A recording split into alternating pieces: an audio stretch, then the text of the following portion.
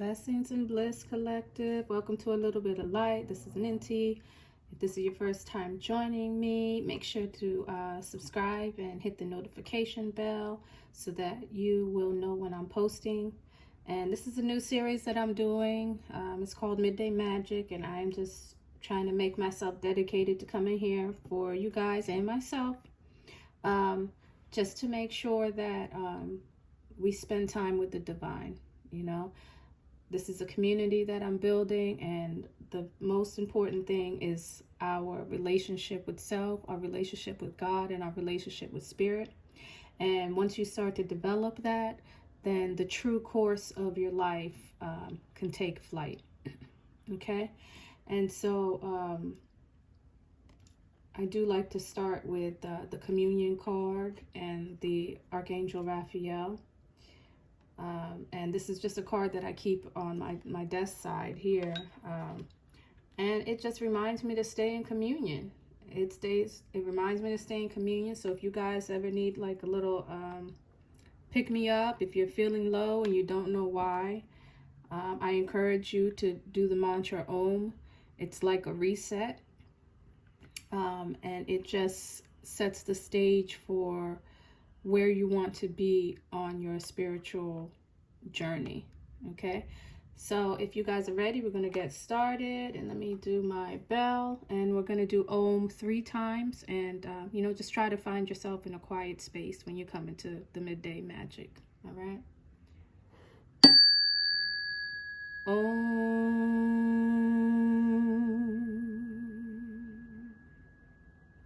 Om.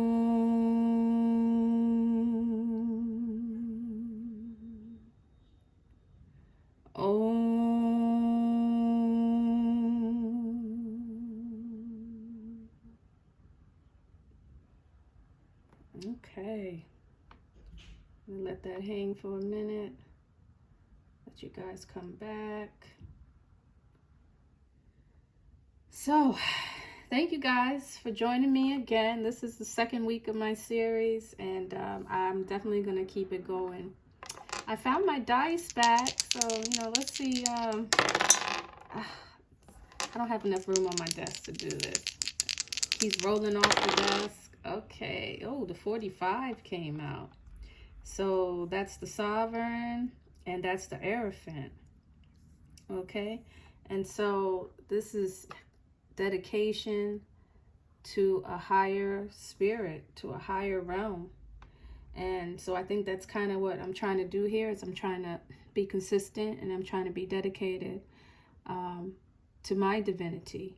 I'm trying to open up my divinity and build a community of others that are concerned about their divinity as well. Okay? So be the Sovereign in your life, be the Hierophant in your life, and make yourself available to the divine, and the divine will make itself available to you. It's a symbiosis. Okay? So what are we going to do today? Today I brought out the Netaru. I love the Netaru. I do look at the Netaru, you know, I guess kind of equivalent to the angels. They're just Egyptian angels. The angels of you know, biblical times have wings. The Netaru have responsibilities, okay, and they have seats. The Netarus have their own seats that they have. I look at the angels more like pillars, like soldiers. They're like soldiers and pillars that are always available. They're there for you. If you know where to go, you'll find them. And then the Netaru have seats. They're seated in places. Maybe even an angel could be seated next to them. You know, but they're all in the workings of God. They're all higher attainments and facets of spirituality that you can uphold, that you can look up to. Okay, let's say if God were to endow you with a special power, a special skill set, there's no reason why someone with a lower vibration couldn't turn to you for wisdom and for guidance. Because at the end of the day, they all go back to the Most High. They all go back to deity. So that's just, you know, my mindset. You guys can create your own system. But that's how I do look at the Nitaru. That's why I can incorporate the Nitaru. That's why I can incorporate the angels. And that's pretty much what I work with. I don't have any other system, you know, that I can speak about. But I do mainly work with the Nitaru and with the angels. And they work with me as well. So we just had a last quarter moon in Libra, 4 degrees. So the Emperor, the Sovereign, was in that moon as well. And so I want you guys just to ask yourself a question. You know, what have you learned? Because the last quarter moon is one of wisdom. It's one of aging. It's one of, you know, lessons to be learned. And so Libra is all about partnerships. It's about relationships. So you guys may have learned a lot about relationships these past couple of days, or maybe the next couple of days. 3 days before, 3 days after is when you really feel the effects of the moon. Mescanet speaks about giving birth to something. And so maybe relationships have started. Maybe someone proposed a relationship to you, and you found yourself in a position where you wanted to look back. You wanted to take advantage of your wisdom and think about whether this is beneficial to you. And maybe it wasn't, but the point is that the location of the moon, the phase of the moon, gave you a higher vantage point at which to look at it. Maybe you've been there before. Maybe this is something that, and you know, I just to let you guys know, I am pulling in other transits as I speak. I'm not getting this solely from Mescanet, but Mescanet does speak about looking at the transits. Oh boy, am I gonna run out of time here? Mescanet does speak about looking at the transits. And so I know we have this Mars and Uranus square, and there's a couple other things going on as well. But we are all faced at this time with learning from our mistakes, okay? Learning from our mistakes and not making the mistake that thinking the grass is greener on the other side. This could have been the lesson, the culminating lesson that you guys have been going through. You, at one point, were on a journey thinking that the grass was greener somewhere else. And now you've learned your lesson. And Spirit has maybe put you in another situation to test you, to see if you have learned that maybe the grass is not greener. And so this past moon tested you on relationships, partnerships, contracts. Maybe this is about business as well. And maybe even open enemies. Maybe your open enemy even came back to see if you're still a fool. To see if they could use you as some source of supply for something or the other, you know. But the answer from Spirit is to trust in yourself. And so today I'm using the Creativity deck. It's called the Creativity Oracle by Amy and Monte Farber. This is a husband and wife team that got together. I thought that was fitting because we did have a Libra moon. And so this is a joint effort that came together for this reading here. And so I got the card that said, trust that you were born a creative being and have never stopped being one. Okay? And so even though this moon was about partnerships, I think the focus is on knowing your value, knowing what you bring to the table. You are a special being. And once you delve into your true essence, then you can harness that and bring that forth and shine like a true light, so that others can see your worth and see your value. And not only do others need to see your worth and see your value, but you need to see it first. You are the one who has to have trust in yourself. It's not about whether someone else believes in you. it's about the trust that you need to have for yourself. And you also need to have patience for yourself. I love how, in tarot, they teach us that, the first card is a fool.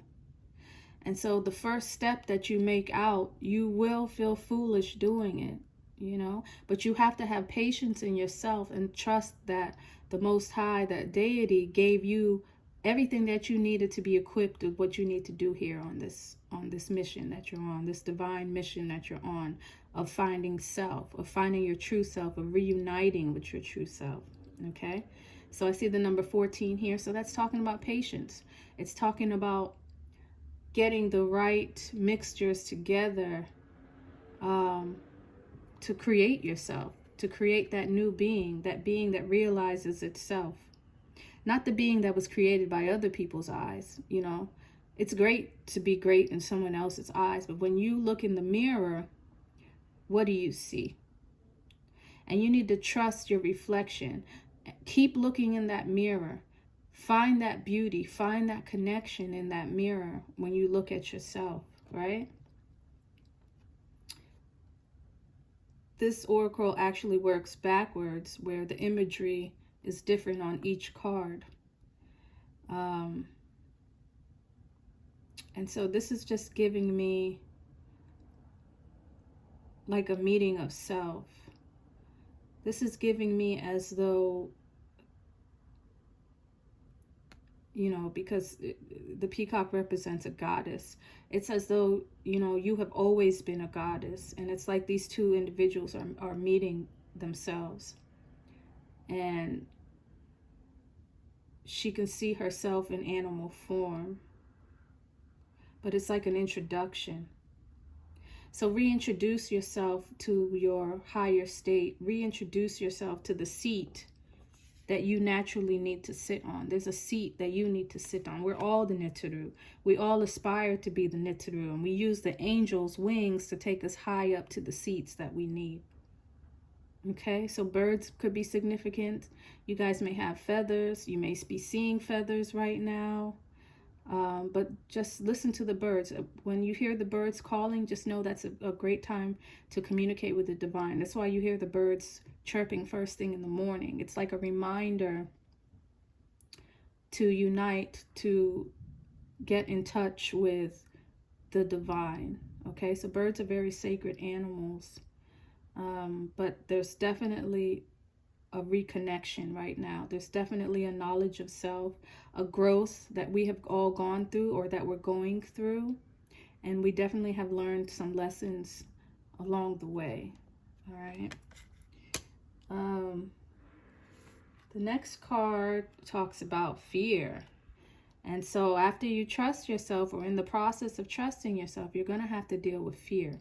And it says, if you want to be free of fears and phobias, then you have to understand why they exist and to make peace with them. All right. So the journey to self is long and it is hard. It is like the boogeyman is at every corner. You are going to have to touch every part of your psyche that you have thrown away, that you have hidden, that you have run away from. The return to self makes you open up those doors and deal with your fears. And at the end of the day, if you love yourself, if your partnership is with yourself, if your partnership is with the divine, then there's really nothing to fear. You know that game you play where you have to trust maybe your coworkers or your family and you fall back? That's what you're doing with the divine. You have to trust that that love will always be there no matter what. This unconditional love, no matter what you do, say, or be, the divine loves you. And the fear you have is from the gaze of other people. Your fear is that you will not see love in their eyes. And so some people are abrupt up front because they don't expect love from others. And so they don't even put themselves in a situation to receive it. But that's a fear factor. That's a fear technique. It's an avoidance technique. You avoid love because you assume you will not receive it. But the freedom that you get from love is when you realize you had it all along and you really didn't need it from anyone else. So there's really nothing to be afraid of. There's really nothing to be fearful of. Okay? The wife of this deck, she does tapestries. And so I don't know if these are pictures of her tapestries or a culmination of them, or she creates them as artwork for this. But it's very patchworky, and this is just giving me something foreign invading. So fears are like foreign thoughts that have broken through your barrier. And sorry, I keep forgetting to bring my water back here. And it's like it just colors everything wrong. Now, did the dragon make everything black when it came? Or did you make everything black to hide the dragon?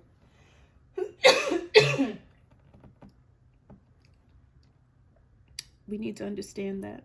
Give me 1 second.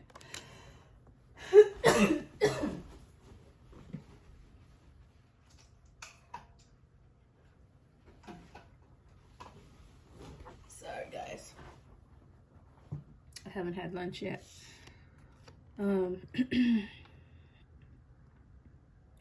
But it just appears to me as though these colors could change.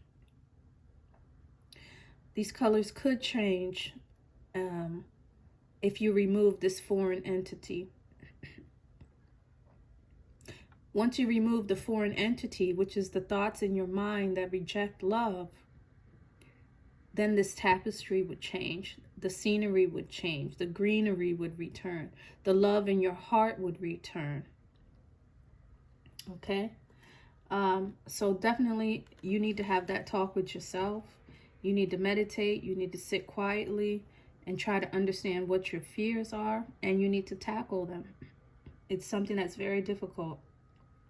And I did talk about patience because I saw that number 1, and it looks like patience came out as well. So I'll give you this one, last one as well. And it says creativity takes time, and sometimes a project can seem to be taking too long or seen to be failing. So again, you guys need to have patience with yourself, have patience with the work that you're doing, and just take the time that it needs. Sometimes the best things that you do take a lot of time. So I'm going to pull one card, 1 or 2 cards from the tarot, just to see. I think it goes this way. To see what comes with the trust card. So yeah, you know, learn from your mistakes and trust yourself, guys. That's what we're getting from this. The 4 of Cups. Actually, it did fall over here, but the 4 of Cups right now is the South Node.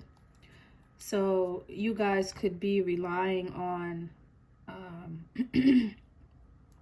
you're relying on your old self. You're relying on something that no longer serves you, or you're relying on a talent that you used to have. And there's nothing wrong with the talents that you used to have, as long as they are not blocking you from the talents you're supposed to have now. So again, trust in yourself. Maybe not fall on your old self, because your old self is like an outdated model. It's an outdated model that maybe is a fixer-upper. You know, it may not be working at full speed at this point in time. And so you need a new model. You need to reinvent yourself, but you can't reinvent yourself if you don't trust yourself. And so falling on the South Node right now is not going to help you. And putting energy into something that you already have mastered is not the technique that you need at this time. All right. This can talk about sex. It can talk, because it's Scorpio, it can talk about your desires. And so relying on the things that you desire at this time and focusing more on your needs. All right. Maybe putting your desires to the side. Your desires and your fantasies, and focus more on practicality, things that are practical in nature, things that you truly need to survive. Incorporating that maybe in your businesses, incorporating that in your marriage, and just being more realistic will help you be more grounded and trust in yourself. You know, this is giving me someone who wants to be a superstar, and that's great. It's great to have aspirations. I'm not saying don't have aspirations, don't have high goals, but there are practical things that you probably need to achieve and to accomplish right now that will take you on that road, that will get you on that road. But there's practical things that are here for you now. And so digging into your talents, taking a talent that you are comfortable with and growing with that and building on that is something you could do right now. That would give you the trust or some kind of foundation to springboard off of. Maybe not so much on luck, because, you know, Taurians don't really deal with luck. They deal with hard work. And so there's a lot of work that you need to do right now. There's a lot of work, and things are not... The things that come easy, maybe be leery of them at this point. The things that you put a lot of work into, have patience and wait for what will grow behind that. Okay? So, Spirit, give me one card for fear. I got the Queen of Wands, but let me keep her here, and let me give you guys one more too. Six of Swords. You guys want let's move to calmer grounds. Okay. So fear and the Eight of Cups. So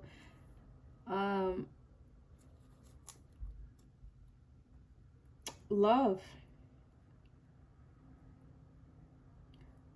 There are matters of the heart that you guys are fearful of. I see the Ten of Cups here. There's a fear of maybe having someone to lean on, or there's someone you want to lean on. You're having fears associated with that. Fears of authority, not being seen as an authority in a certain subject. Fear that your heart will be taken for granted. Maybe there's some fears concerning your family as well, because this is the Queen of Wands. And being independent. You could also be afraid of being independent at this time. But you have to understand why. What is the fear of being on your own? Is it because you don't trust in yourself? Is it because you don't believe in yourself? Are you not surrounded by people that believe in you? Okay. So think about that. The Eight of Cups is talking about a fear of walking away. Maybe your inner self is telling you that there's something you should walk away from, and you have a deep fear, and you need to understand what that fear is. And I'm here to tell you, if the fear is that people will not love you, then that's already a cycle that has a red flag, and you need to discard, just because of what we talked about with unconditional love. If you are not in a circle of unconditional love, if you feel you have to do something to gain love from another person, you are in the wrong hands. Okay? People that love you want you to be self-sufficient. People that love you do not want you to lean on them. People that love you want you to be able to take care of yourself, so that the day that they're gone, or if they turn their back, or if something happens to them, you will be okay. You will still be standing. That is true love. People that want you dependent on them, there's something wrong in that relationship. All right? Another person shouldn't die because you are no longer around. All right? So I do see something about a fear of walking away. The Eight of Cups is also someone who protects their heart, who guards their heart. These are people who will end a relationship before the other person ends it, you know, like a preemptive strike. And so if you walked away from a relationship rather than fixing it, if you had the power to do so, just understand you did that out of fear. And you need to understand what that fear is coming from. Does it come from a fear of control? Does it come from a fear of being alone? Does it come from a fear of abandonment? You can become the abuser rather than be the abused. You'd rather abandon than be abandoned. Regardless, you're being asked to take a look at why you've done the things that you've done. So it won't hurt to make a list of situations that you're in, people that you love, people that you're afraid to leave, and then write down why. Sit down and really think about why you're afraid to leave someone, or why you guard your heart for someone. And think about matters of love, okay? Why do you need to be so independent, or why does your independence bring fear to yourself or to other people? Okay, and then the Ten of Cups is here. And so this always gives me, public displays of affection. Are you afraid to bring your love out? Are you afraid for people to see your love? Have you been taught to hide love? These are only questions that you can answer from your upbringing and your background. But once you understand it, it's up to you to make the changes. You are responsible for your life. Other people are not responsible for your life. And luck can only take you so far. All right? So wisdom is here. Wisdom in relationships and partnerships, and you guys take a look back at how you've been handling these partnerships and make better decisions going forward. And this last quarter moon in Libra should help you. And I do want to read one thing, just certain points about the sovereign and concerning your partnerships at this time. It speaks about realization. So it's the Four of Coins, and I should have done the math, but it's the four of coins. Sorry, it's 4 degrees Libra, and so that's the Ace of Coins. But the 4 talks about realization. All right, and it talks about your mind and having an affirmation, negation, discussion, and solution. So that's what the sovereign does. That's what the emperor does. He affirms things, he negates things, he discusses things, and he brings about a solution. So that is the energy behind this moon. And so you guys need to adapt those 4 traits. But at the end of the day, you're in charge of solving your problems. It's all in your hands. Don't outsource it. Don't be that absent king that outsources his responsibilities. It's all on your shoulders, okay?